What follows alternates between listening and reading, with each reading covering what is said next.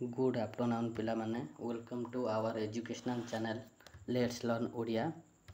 आज क्लास रे आम आलोचना करिबा नवम श्रेणी भौतिक विज्ञान आम चतुर्पार्श्व थिबा पदार्थ विशुद्ध कि नुहे पाठ्यपुस्तकर प्रश्न उत्तर। आम लास्ट क्लास रे प्रथम विषय समस्त प्रश्न उत्तर आलोचना करथिले। आज आम नवम श्रेणी भौतिक विज्ञान द्वितीय विषय प्रश्न उत्तर आलोचना करिबा। प्रथम प्रश्न अछि, निम्नलिखित पृथकीकरण पई क्यों पृथकीकरण कौशल प्रयोग करा जाए से आनिया। प्रथम नंबर कौन अच्छी देख टिके गोटे मिनट वेट कर, साइड कर दे देख। एक अच्छी सोडियम क्लोराइड जल यार द्रवण को पृथकीकरण कर। सोडियम क्लोराइड जो जल मिसी थो आगे किपर पृथकीकरण करवा, आपको पृथकीकरण करवा स्फटिकरण माध्यम। सोडियम क्लोराइड जल यार द्रवण को आम अलग करने चाहिए क्या मध्यम करवा, स्फटिकरण माध्यम करवा। बी रे कौन अच्छी देख, सोडियम क्लोराइड और एमोनिया क्लोराइड मिश्रण को एमोनियम क्लोराइड पृथकीकरण केमिति करवा। सोडियम क्लोराइड और एमोनिया क्लोराइड मिश्रण होता अलग किपरि करवा देख।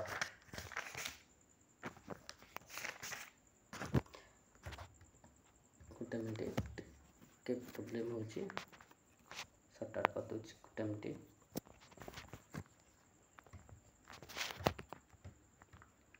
ओके देख, सोडियम क्लोराइड और एमोनिया क्लोराइड मिश्रण को एमोनिया क्लोराइड पृथकीकरण को आम कौन कहवा, ताको आम कहवा ऊर्ध्वपातन प्रणाली रे ताको आम कौन कर परिबा पृथकीकरण कर परिबा। सोडियम क्लोराइड और एमोनिया क्लोराइड मिश्रण को एमोनियम क्लोराइड रे पृथकीकरण करबा का माध्यम करबा, ऊर्ध्वपातन प्रणाली रे करबा। नेक्स्ट देख, सी रे कौन अच्छी, सी रे अच्छी गोटे कार इंजिन तेल रे रही जाइथिबा छोट छोट धातु खंड मानकर पृथकीकरण क्या माध्यम करबा। आम जानते छाणीदेले सेगुड़ा सब तले रही छाणिया पर आम कौन कहते परिश्रवण।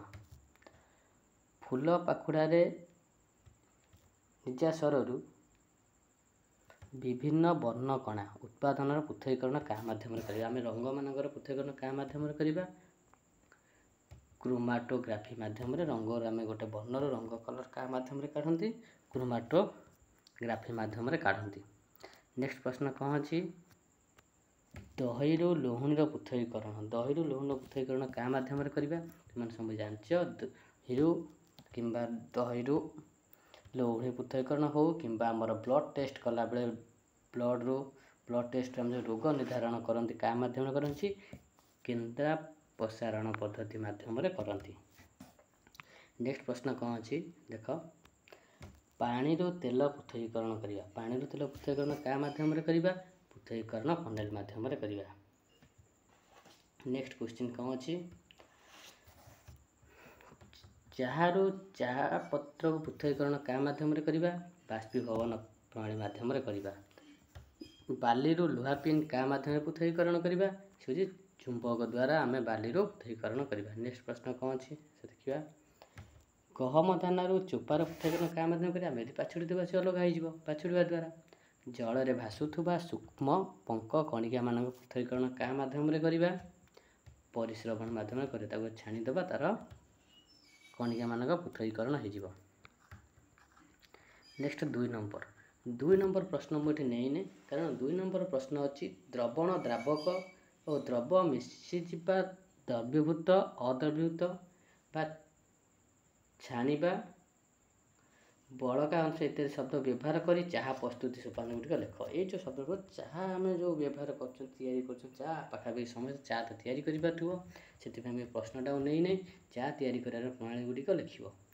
तो मुझे खाली कहीदे प्रश्नटा पढ़िकी बही प्रथम आम द्रवक हिसाब से किसी पानी कि क्षीर नवा, तापर द्रव हिसाब से चीनी बा चाहपत्ती नवा, तब चीनी पानी रे मिलाई मिसा आम ताको एक द्रवण प्रस्तुत करवा। यही द्रवण को एक सस्पेंशन नहीं हिटर कौन ताप देके आम गरम करवा।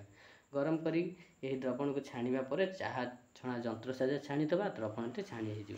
यही माध्यम चाह प्रस्तुत करें। 2 नंबर करूना कहीं चाह प्रस्तुति समस्त को जना अच्छी।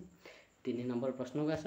तीन नंबर प्रश्न कौन कौच वंदना विभिन्न तापमात्रा तीनोटी पदार्थर द्रवणता कही। वंदना गोटे झीटे से गोटे संग्रह कर केते ग्राम जल नहीं 100 ग्राम जल नहीं 100 ग्राम जल नहीं 100 ग्राम जल नहीं से कौन कर द्रवण प्रस्तुत कर केते द्रवण अच्छी से गोटे चार्ट देख पोटासियम क्लोराइड केते डिग्री टेम्परेचर से गरम करा हूँ 283 293 313 333 और टेम्परेचर तापमात्रा परिमाण कौ स्केल केल्विन स्केल प्रथम से द्रव्यटी कौन प्रस्तुत कर पोटासियम नाइट्रेट प्रस्तुत कर सेकेंड कौन तैयारी कर सोडियम क्लोराइड तैयारी कर पोटासियम क्लोराइड एमोनियम क्लोराइड तैयारी कर देखा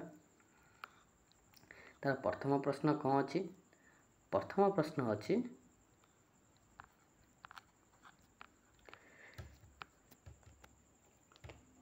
313 केल्विन तापमात्रा 50 ग्राम जल में पोटासियम नाइट्रेट एक पृक्त द्रवण तैयारी केते वस्तुर पोटासियम नाइट्रेट आवश्यक कर बर्तमान तुम्हें ये डायग्राम टा टे देख भल भाव में कौ डायग्राम कहीदे ये डायग्राम टा देख ये डायग्राम रे कौन अच्छी प्रथम प्रश्न कौन अच्छी 113 केल्विन 113 केल्विन कौटा यहाँ 113 केल्विन ने क्या कथा कही पोटासियम नाइट्रेट केते नंबर अच्छी प्रथम नंबर अच्छे प्रथम नंबर रे केते ग्राम जल द्रवीभूत हम 62 ग्राम ताहले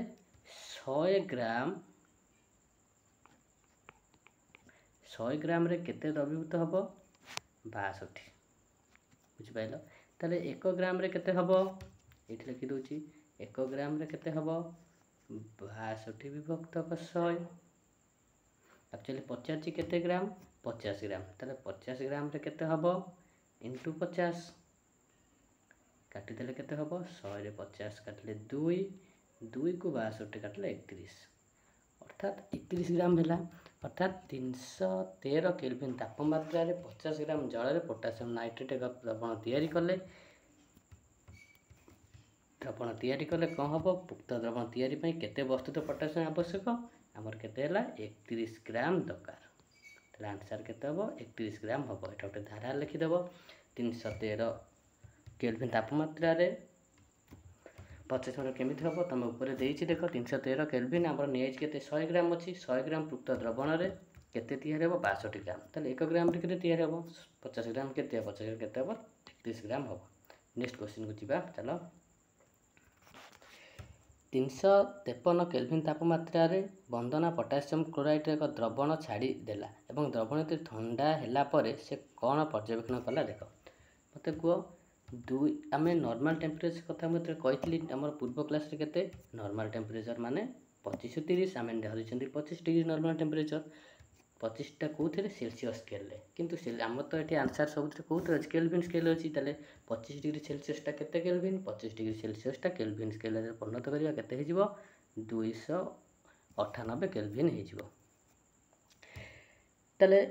साधारण तापमात्रा 25 डिग्री सेल्सियस बा 298 केल्विन द्रवण ठंडा है पोटासियम क्लोराइड किछि स्फुटिक से द्रवण पर्यवेक्षण कर कौन पर्यवेक्षण कर द्रवण ठंडा हो सारा पोटासियम क्लोराइड किछि स्फुटिक से द्रवण पर्यवेक्षण कर नेक्स्ट नंबर देखा सी रे कौन अच्छी 293 केल्विन प्रत्येक लवणर द्रवणता कल्पना कर यही तापमात्रा क्यों लवण द्रवणीयता सर्वाधिक तो सबुठार अधिक द्रवणीयता कार आम देखीदे 293 चार्ट को जीवा देख ये देख 293 यहाँ अच्छे 293 पोटासियम नाइट्रेट केते अच्छी 32 सोडियम क्लोराइड केते अच्छी 36 पोटासियम क्लोराइड केते अच्छी 35 एमोनिया क्लोराइड केते अच्छी 37 तेल मत कह सबुठ अधिक कौटा अच्छी सबुठ अधिक निश्चित आम देखिपार 37 अच्छी 37 माने कौटा एमोनिया क्लोराइड तेल आंसर कौन हम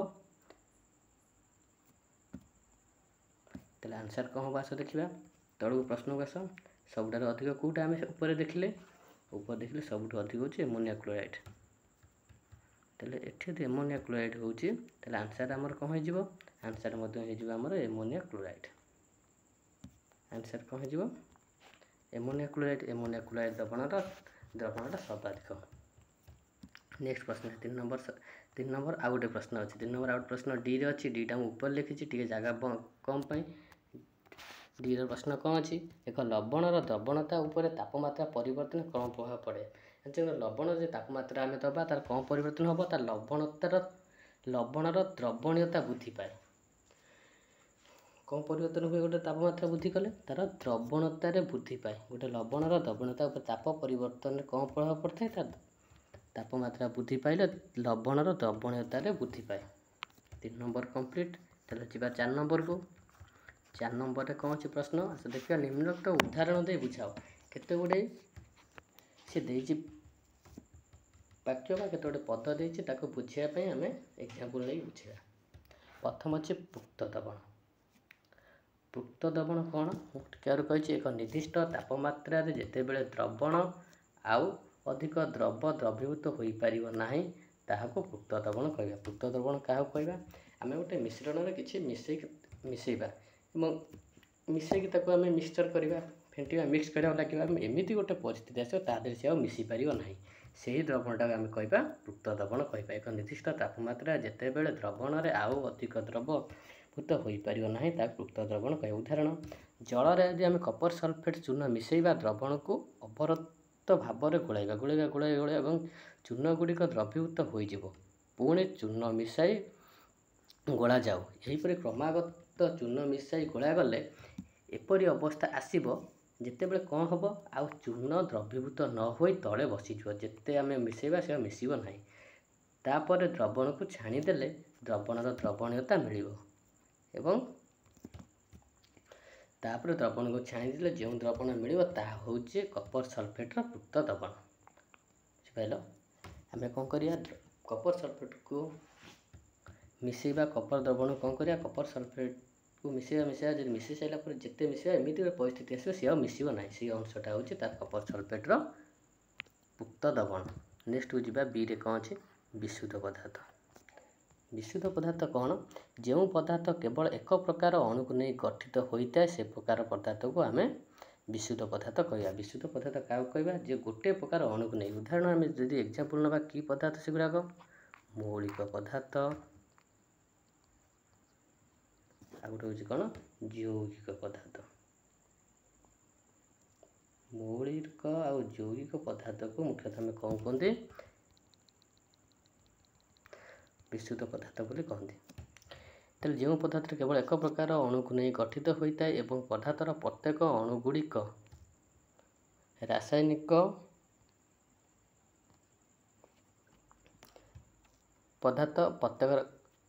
ଦେଖିଦିଅ। ଯେଉଁ ପଦାର୍ଥର କେବଳ ଏକ ପ୍ରକାର ଅଣୁକୁ ନେଇ ଗଠିତ ହୋଇଥାଏ ଏବଂ ପଦାର୍ଥର ପ୍ରତ୍ୟେକ ଅଣୁଗୁଡ଼ିକ ରାସାୟନିକ ଗୁଣ ସମାନ ରହିଥାଏ ତାହାକୁ ବିଶୁଦ୍ଧ ପଦାର୍ଥ କୁହାଯାଏ।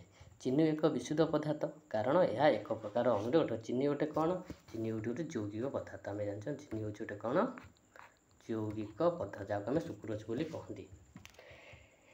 ତାହେଲେ ଗୋଟେ ଯୌଗିକ ପଦାର୍ଥ ମୁଁ ଆଗରୁ କହିସାରିଛି, ସେ ଗୋଟେ ବିଶୁଦ୍ଧ ପଦାର୍ଥ କାରଣ ରାସାୟନିକ ଗୁଣ ସମାନ ଓ ଏହାର ସଂଯୋଜନ ସମସ୍ତ ଅନୁସାରେ ସମାନ ପରିମାଣରେ ରହିଥାନ୍ତି। କ'ଣ? ଚିନି। ଉଦାହରଣ ହେଉଛି ଚିନି, ଲୁଣ, ଜଳ, ଲୁହା, ତମ୍ବା, ସୁନା, ରୂପା, ଏଗୁଡ଼ା ସବୁ ଗୋଟେ ବିଶୁଦ୍ଧ ପଦାର୍ଥ। ଚିନି ହେଉଛି ଯୌଗିକ, ଲୁଣ ହେଉଛି ଯୌଗିକ, ଜଳ ହେଉଛି ଯୌଗିକ, କିନ୍ତୁ ଲୁହା ହେଉଛି ମୌଳିକ, ତମ୍ବା ମୌଳିକ, ସୁନା ମୌଳିକ, ରୂପା ମଧ୍ୟ ମୌଳିକ ପଦାର୍ଥ। ଚିନି, ଲୁଣ, ଜଳ ଯୌଗିକ ପଦାର୍ଥ ଥିଲାବେଳେ ଲୁହା, ତମ୍ବା, ସୁନା, ରୂପା ଇତ୍ୟାଦି ହେଉଛନ୍ତି ମୌଳିକ ପଦାର୍ଥ। ଏଗୁଡ଼ିକୁ ବିଶୁଦ୍ଧ ପଦାର୍ଥ ବୋଲି କୁହାଯାଏ। ନେକ୍ସଟ ସିରେ କ'ଣ ଅଛି ଦେଖିବା। ସିରେ ଅଛି କଲେଡ୍। କଲେଡ୍ ଦ୍ରବଣ ଓ ସସ୍ପେନସନ୍ ଏକ ମାଧ୍ୟମ ଅବସ୍ଥା। କଲେଡ୍ ଏକ ଅସମଜାତୀୟ ମିଶ୍ରଣ ଯାହାର କଣିକା ଗୁଡ଼ିକ ଆକାର 1 ନାନୋମିଟର ଠାରୁ 100 ନାନୋମିଟର। ଖାଲି ଆଖିରେ ଦେଖିବା ପାଇଁ ଏହା ଖୁବ୍ ଛୋଟ ହୋଇଥାଏ, କିନ୍ତୁ ଆଲୋକର ବିଶେଷ କରିବା ପାଇଁ ଆବଶ୍ୟକ ଆକାର ଠାରୁ ଇଏ ଅଧିକ ବଡ଼ ହୋଇଥାଏ। ଉଦାହରଣ ଆମେ ଦେଖିବା। ସାବୁନ ମିଶ୍ରିତ ଜଳ, ଅଠା, କ୍ଷୀର, ଏଲୋ ଆଦି କଲେଡ୍ ଦ୍ରବଣ ଅଟନ୍ତି। ନେକ୍ସଟ ହେଉଛି କ'ଣ ଅଛି ଡିରେ? ସସ୍ପେନସନ୍। ସସ୍ପେନସନ୍ କ'ଣ? ଦ୍ରାବକରେ ଯେଉଁ ଦ୍ରବ ଦ୍ରବୀଭୂତ ହୁଏ ନାହିଁ ଓ ଯାହାର କଣିକା ଗୁଡ଼ିକ ଖାଲି ଆଖିକୁ ଦେଖାଯାଏ ଏବଂ ଭାସମାନ ଅବସ୍ଥାରେ ଧୀରେ ଧୀରେ ନିମ୍ନରେ ବସିଯାଏ ତାହାକୁ ସସ୍ପେନସନ୍ କୁହାଯାଏ। ସସ୍ପେନସନ୍ କାହାକୁ କୁହାଯାଏ? ଟିକେ ସସ୍ପେନସନ୍ ଛାଡ଼ି ଯାଇଛି, ଟିକେ ଏଟାକୁ କରେକ୍ସନ୍ କରିଦେବ। ସସ୍ପେନସନ୍ କ'ଣ? ଦ୍ରାବକରେ ଯେଉଁ ଦ୍ରବ ଦ୍ରବୀଭୂତ ହୁଏ ନାହିଁ ଏବଂ ଯାହାର କଣିକା ଗୁଡ଼ିକ ଖାଲିଆକୁ ଦେଖାଯାଏ ଏବଂ ଭାସମାନ ଅବସ୍ଥାରେ ଧୀରେ ଧୀରେ ନିମ୍ନରେ ବସିଯାଏ, ତାହାକୁ ସସ୍ପେନସନ୍ କୁହାଯାଏ। ସସ୍ପେନସନ୍ ହେଉଛି ତରଳ ଓ କଠିନର ଏକ ଅସମଜାତୀୟ ମିଶ୍ରଣ। ଏଥିରେ କଣିକା ଗୁଡ଼ିକ ଦ୍ରବୀଭୂତ ହୋଇନଥାଏ। ଆମେ ଦେଖିବା ସସ୍ପେନସନ୍ କଥା କହିବା, ପୋଖରୀରେ ଯେଉଁ କୁଟା କାଠି ସବୁ ଭାସିଥାଏ ସେ ସସ୍ପେନସନ୍ ଅବସ୍ଥାରେ ଥାଏ। ଆମେ ଯଦି ଦେଖିବା ଏକ୍ଜାମ୍ପଲ୍ କ'ଣ, ବନ୍ୟା ଜଳ, ଚକ୍ ଗୁଣ୍ଡ ପାଣିରେ ମିଶିବା ଆଦି ସସ୍ପେନସନ୍ ଏକ ଉଦାହରଣ। ସାଙ୍ଗମାନେ ସବୁ ଜାଣିଗଲେ ଏବଂ ଆସ ଯିବା 5 ନମ୍ବରକୁ। 5 ନମ୍ବର କ'ଣ ଅଛି, ନିମ୍ନଲିଖିତ ପ୍ରତ୍ୟେକରୁ ସମଜାତୀୟ ଓ ଅସମଜାତୀୟ ମିଶ୍ରଣ ଭାବେ ଶ୍ରେଣୀବିଭାଗ କର। କ'ଣ କ'ଣ ଅଛି, ଗୋଟେ ଅଛି ସୋଡ଼ା ପାଣି, ଆଉ ଗୋଟେ ଅଛି କାଠ, ବାୟୁ, ମାଟି, ଭିନେଗାର ଓ ଛଣା ଚାହା। ଆ ଭିତରୁ ସମଜାତୀୟ ମିଶ୍ରଣ କେଉଁଟା, ସୋଡ଼ା ପାଣି, ବାୟୁ, ଭିନେଗାର ଏବଂ ଚା ଛଣା। ଅସମଜାତୀୟ କେଉଁଟା, ମାଟି ଆଉ କାଠ ହେଉଛି ଅସମଜାତ ମିଶ୍ରଣ। ନେକ୍ସଟ 6 ନମ୍ବର, ତୁମକୁ ଦିଆଯାଇଥିବା ଏକ ରଙ୍ଗହୀନ ତରଳ ବିଶୁଦ୍ଧ ପାଣି ବୋଲି କିପରି ଜାଣିବା। ଆମକୁ ଗୋଟେ ତରଳ ଦିଆଯାଇଛି, ତାକୁ ଆମେ ଜାଣିବା ଏ ପାଣିଟା ବିଶୁଦ୍ଧ ରଙ୍ଗ, ପାଣିରେ କ'ଣ ପାଣିରେ ରଙ୍ଗ ମିଶାଇଛି। ଆମେ ଯଦି ଦେଖିବାଟା ଏ ଯେଉଁ ରଙ୍ଗହୀନ ତରଳ ପଦାର୍ଥ ଆମକୁ ଦେଇଛନ୍ତି, ଏଇଟା ଜଳ ନା ଅନ୍ୟ କିଛି, କେମିତି ଜାଣିବା, ତାକୁ ପରୀକ୍ଷା କରି ଦେଖିବା। ପରୀକ୍ଷା କେମିତି କରିବା, ଆସ। ରଙ୍ଗହୀନ ତରଳ ଦେଖ, ଏଥିରେ କ'ଣ ଅଛି, ଆମେ ପରୀକ୍ଷା ଯଦି କରିବା ଦୁଇବାର କରିପାରିବା। ପାତନ ଯନ୍ତ୍ରରେ ଉକ୍ତ ରଙ୍ଗହୀନ ତରଳ ପଦାର୍ଥକୁ ନେଇ ତା ମାଧ୍ୟମରେ ଏକ ଥର୍ମୋମିଟର ବୁଡ଼ାଇବା। କ'ଣ କରିବା, ପାତନ ଯନ୍ତ୍ରରେ ଉକ୍ତ ରଙ୍ଗହୀନ ତରଳ ପଦାର୍ଥକୁ ନେବା ଏବଂ ଥର୍ମୋମିଟର ବୁଡ଼ାଇ ଉକ୍ତ ତାପମାତ୍ରାକୁ ଆମେ ମାପିବା। ଥର୍ମୋମିଟର ତାପମାତ୍ରାରେ 100 ଡିଗ୍ରୀ ସେଲସିୟସ୍ କିମ୍ବା 373 କେଲଭିନ୍ ତାପମାତ୍ରାରେ ପହଞ୍ଚିବା, ଗରମ କରିବା। ଯଦି ସମସ୍ତ ତରଳ ପଦାର୍ଥ ଫୁଟିବାକୁ ଲାଗେ ଏବଂ ବାଷ୍ପିତ ହୋଇଯାଏ, ତେବେ ଏହା ବିଶୁଦ୍ଧ ଜଳ। ଆମେ ଜାଣିଛନ୍ତି ଯଦି ପ୍ରକୃତରେ ଶୁଦ୍ଧ ଜଳ ହେଇଥିବ, ଆମେ ତାକୁ ଯଦି ଗରମ କରିବା 100 ଡିଗ୍ରୀ ସେଲସିୟସ୍ରେ କ'ଣ ହେଇଯିବ, ସିଏ ବାଷ୍ପ ହେବାକୁ ଲାଗିବ। ତାହେଲେ ଯଦି ବିଶୁଦ୍ଧ ଜଳ ହେଇଥିବ ସେ ବାଷ୍ପ ହେଇଯିବ, ଯଦି ବାଷ୍ପ ହେଇଯିବ ଆମେ ଜାଣିବା ଏ ହେଉଛି ବିଶୁଦ୍ଧ ଜଳ। ଯେତେ ତାପ ପ୍ରୟୋଗ କଲେ ମଧ୍ୟ ଥର୍ମୋ ତାପମାତ୍ରା 100ରୁ ଅଧିକ ହେବ ନାହିଁ, ତେବେ ଏହା ବିଶୁଦ୍ଧ ଜଳ ନୁହଁ। ଯଦି ବାଷ୍ପ ହେବାକୁ ନ ଲାଗିବ ତାହେଲେ ଏ ବିଶୁଦ୍ଧ ଜଳ ନୁହଁ। କେମିତି ଜାଣିବା, ତାକୁ ଗରମ କରିବା, ଗରମ କଲେ ଯଦି 100 ଡିଗ୍ରୀ ଟେମ୍ପରେଚରରେ ବାଷ୍ପ ହେଇଯିବ ସେ ବିଶୁଦ୍ଧ ଜଳ। ଯଦି ବାଷ୍ପ ନ ହେବ ତାହେଲେ ତା'ର ଆଉ କିଛି ମିଶିଥିବାରୁ ତା'ର ବାଷ୍ପୀଭବନ ବା ସ୍ଫୁଟନାଙ୍କ କ'ଣ ହେବ, ଅଧିକ ହୋଇଯିବ। ସେଇଥିପାଇଁ ସେ କ'ଣ ହେବ ନାହିଁ, ବାଷ୍ପୀଭବନ ହୋଇପାରିବ ନାହିଁ। ନେକ୍ସଟ ଦେଖିବା 7 ନମ୍ବର। 7 ନମ୍ବରରେ କ'ଣ ଅଛି, ନିମ୍ନଲିଖିତ କେଉଁ ଦ୍ରବ୍ୟ ଗୁଡ଼ିକ ବିଶୁଦ୍ଧ ପଦାର୍ଥ। ତାହେଲେ ପଦାର୍ଥ ଗୁଡ଼ିକ କ'ଣ କ'ଣ ଅଛି, ବରଫ ଗୋଟେ କ'ଣ ବିଶୁଦ୍ଧ ପଦାର୍ଥ, କାହିଁକିନା ବରଫ ହେଉଛି ଗୋଟେ କ'ଣ ଜଳର ଗୋଟେ କଠିନ ଅବସ୍ଥା। ଜଳ ଯେହେତୁ ଗୋଟେ ଯୌଗିକ ପଦାର୍ଥ ବିଶୁଦ୍ଧ, ସେମିତି ବରଫ ମଧ୍ୟ ବିଶୁଦ୍ଧ। କ୍ଷୀର ହେଉଛି ଗୋଟେ ବିଶୁଦ୍ଧ ପଦାର୍ଥ। କ୍ଷୀରରେ ବିଭିନ୍ନ ପ୍ରକାର ପଦାର୍ଥ ମିଶିକି ଥାଏ। ଲୁହା ହେଉଛି ଗୋଟେ ମୌଳିକ ପଦାର୍ଥ, ସିଏ ବିଶୁଦ୍ଧ। ଲବଣ ଆମ୍ଳ ହେଉଛି ବିଶୁଦ୍ଧ ପଦାର୍ଥ, କାରଣ ଇଏ ହେଉଛି ଗୋଟେ ପ୍ରକାର ଯୌଗିକ। କ୍ୟାଲସିୟମ ଅକ୍ସାଇଡ଼ ମଧ୍ୟ ଗୋଟେ ବିଶୁଦ୍ଧ ପଦାର୍ଥ, କାରଣ ଇଏ ଗୋଟେ ଯୌଗିକ ପଦାର୍ଥ। ମୁଁ ଆଗରୁ କହିଛି ଯୌଗିକ ମୌଳିକ ହେଉଛନ୍ତି ପୁରା ପ୍ରପର ବିଶୁଦ୍ଧ ପଦାର୍ଥ। ପାରଦ ହେଉଛି ଗୋଟେ ବିଶୁଦ୍ଧ ପଦାର୍ଥ, କାରଣ ପାରଦ ବି ଗୋଟେ ମୌଳିକ। ଇଟା ହେଉଛି ଗୋଟେ ବିଶୁଦ୍ଧ ପଦାର୍ଥ ନୁହେଁ। ବାୟୁ ହେଉଛି ଗୋଟେ ବିଭିନ୍ନ ପ୍ରକାର ପଦାର୍ଥର ମିଶ୍ରଣ, ସିଏ ଗୋଟେ ବିଶୁଦ୍ଧ ପଦାର୍ଥ ନୁହେଁ। ତାହେଲେ ବିଶୁଦ୍ଧ ପଦାର୍ଥ ନୁହେଁ କିଏ, କ୍ଷୀର ଆଉ ଇଟା, ବାୟୁ ହେଉଛନ୍ତି ବିଶୁଦ୍ଧ ପଦାର୍ଥ ନୁହେଁ, ଅନ୍ୟ ସମସ୍ତେ ବିଶୁଦ୍ଧ ପଦାର୍ଥ। ନେକ୍ସଟ ଯିବା କ୍ୱେଶ୍ଚିନ୍କୁ। 8 ନମ୍ବର କ'ଣ ଅଛି, 8 ନମ୍ବର ଅଛି ନିମ୍ନଲିଖିତ ମିଶ୍ରଣମାନଙ୍କ ମଧ୍ୟରୁ ଦ୍ରବଣଟିକୁ ଚିହ୍ନାଅ।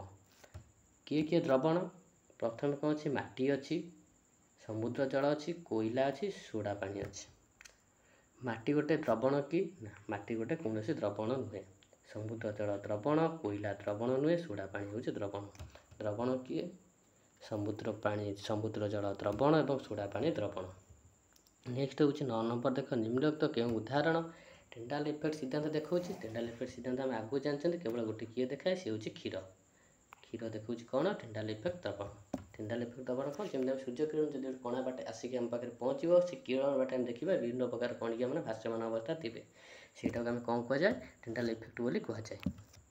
ନେକ୍ସଟ 10 ନମ୍ବର ଦେଖିବା। 10 ନମ୍ବର କ'ଣ ଅଛି, ନିମ୍ନଲିଖିତ ଦ୍ରବ୍ୟଗୁଡ଼ିକୁ ମୌଳିକ ଯୌଗିକ ମିଶ୍ର ଭାବରେ ଶ୍ରେଣୀ ବିଭାଗ କର। ଏଇଠି ଆସିଗଲା କେଉଁଟା ମୌଳିକ, କେଉଁଟା ଯୌଗିକ, କେଉଁଟା ମିଶ୍ରଣ, କେମିତି ଜାଣିବା। ପ୍ରଥମେ କ'ଣ ଅଛି, ପ୍ରଥମେ ଅଛି एयर अच्छी सोडियम सोडियम गोटे कौन सोडियम गोटे हूँ मौलिक पदार्थ सोडियम हूँ गोटे मौलिक पदार्थ माटी कौन माटी हूँ विभिन्न प्रकार मिश्रण चीनी द्रवण कौन यौगिक मुझे सॉरी चीनी हूँ यौगिक कि चीनी द्रवण पानी मिसी से कौन मिश्रण रूपा रूपा हूँ गोटे कौन मौलिक पदार्थ कैल्शियम कार्बोनेट यौगिक टीण मौलिक पदार्थ सिलिकॉन मौलिक कोयला मिश्रण तुम जानते रूपा रूपार संकेत कौन कहल देखिए सोडियम संकेत कौन प्रतीक Na ठीक से भाया रूपार Ag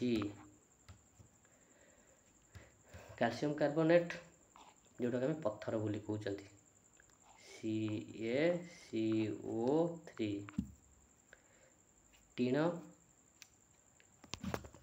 टीण टीण कौन कहुए